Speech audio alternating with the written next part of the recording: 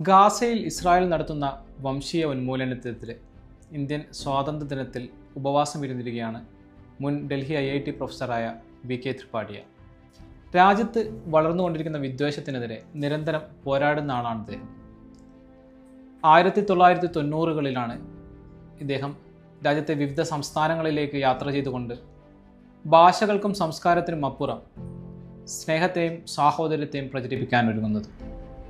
തൻ്റെ 75ാം വയസ്സിലും ദിവസവും 8 മുതൽ 10 കിലോമീറ്റർ വരെ നടന്നുകൊണ്ട് 800ഓളം ലഘുലേഖകളാണ് അദ്ദേഹത്തിൻ്റെ മകളും വിതരണം ചെയ്യുന്നത്.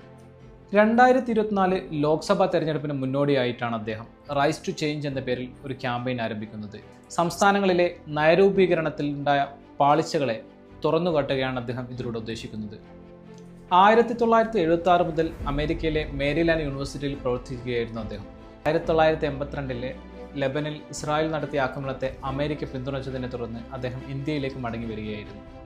1989 ഏകദേശം 950ഓളം ആളുകളുടെ ജീവനെടുത്ത ഭഗത്പൂർ കലാപത്തിന് ശേഷമാണ് അദ്ദേഹം രാജ്യത്തിൻ്റെ വിവിധ ഭാഗങ്ങളിലേക്ക് സഞ്ചരിച്ച് സമാധാനത്തിൻ്റെയും സ്നേഹത്തിൻ്റെയും സന്ദേശം പ്രചരിപ്പിക്കാൻ ആരംഭിച്ചത്.